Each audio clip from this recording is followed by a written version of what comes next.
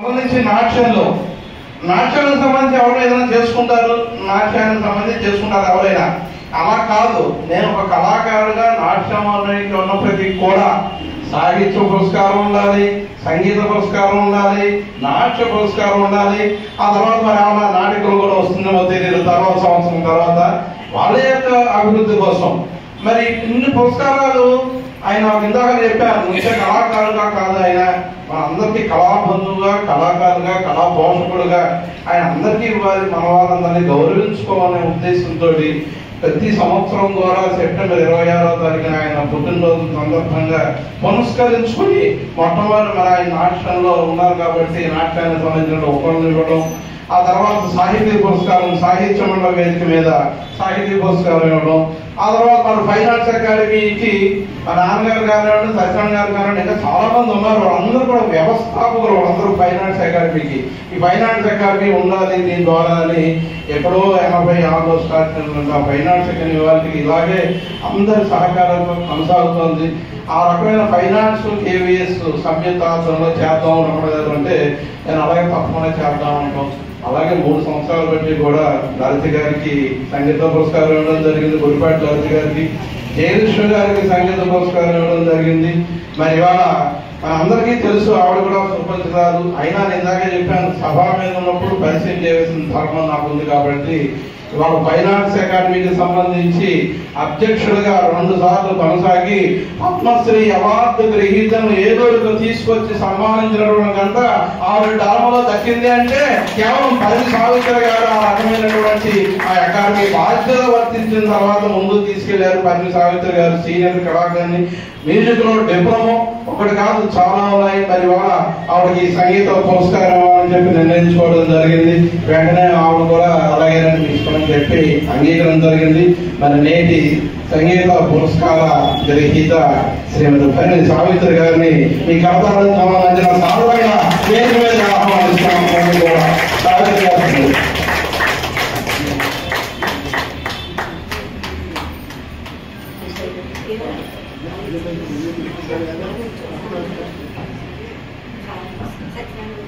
అలాగే ఇవాళ అనేక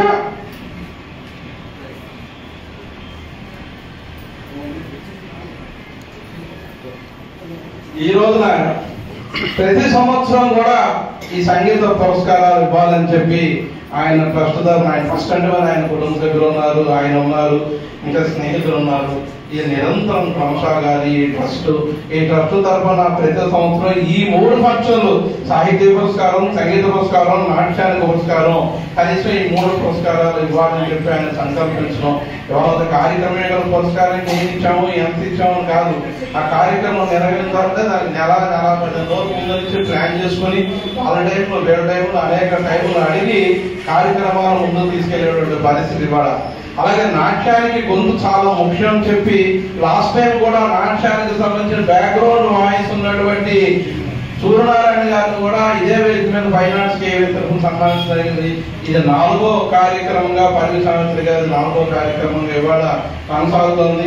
ఇక్కడ కళాకారులందరికీ కూడా పాడిన ప్రతి వాళ్ళకి కూడా ఫైన్ ఆర్ట్స్ అకాడమీ కేవీఎస్ అవార్డులు రావాలని, వస్తాయని, మీ అందరూ కూడా తీసుకోవాలని, ఈ వేదిక మీద తీసుకోవాలని మీ అందరినీ కూడా కోరుకుంటూ సత్యనారాయణ గారు కూడా రిక్వెస్ట్ చేయండి. ప్రతి వాళ్ళకి ఇలాంటి అవార్డు రావాలి. కేవీఎస్ అవార్డు అనేది ఒక కళాకారులకు ఇంకో కళాకారుల అవార్డు రావాలనేటువంటి ఆశ అనుకుంటూ మీ అందరూ ప్రోత్సాహం ఉండాలని చెబుతూ మరి వెంటనే సన్మాన కార్యక్రమాన్ని సత్యనారాయణ గారిని కేవీఎస్ అవార్డు ఇవ్వాల్సిందిగా కోరుతున్నాను.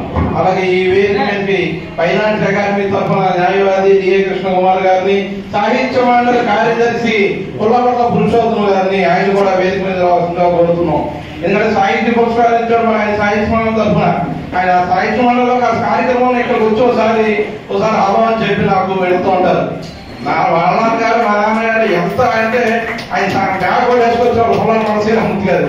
మా నాన్నగారు వాళ్ళు అలా నడిపినటువంటి కార్యక్రమాలు అన్నీ కూడా శ్రీరామూర్తి గారు మా నాన్నగారు అందరూ కూడా అవకాశాన్ని బట్టి ఈ కార్యక్రమాన్ని కొనసాగించుకుంటూ అలాగే ప్రతి కార్యక్రమానికి నేను ముందుంటానని చెప్పి అన్ని కార్యక్రమాలు అందుకున్నటువంటి ఎల్వీఆర్ గారు కూడా వేదిక మీదకి సాధారణంగా ఆహ్వానిస్తున్నాం.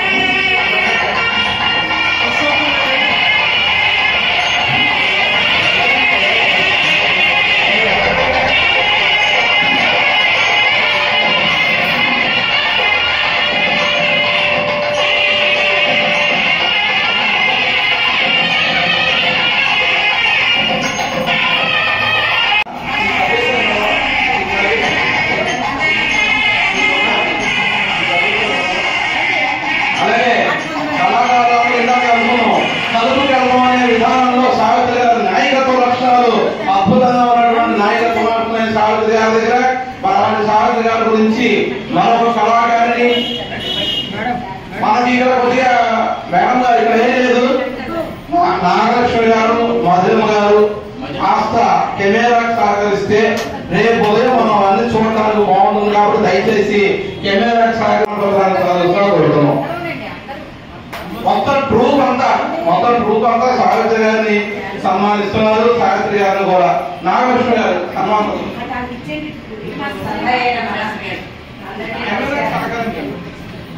అందరికీ కూడా ముఖ్యంగా దసరా శుభాకాంక్షలు తెలియజేసుకుంటూ అందరికీ నమస్కారాలు. సావిత్రి గారి గురించి 4 వాక్యాలు రాసుకొచ్చాము. ఈ సందర్భంగా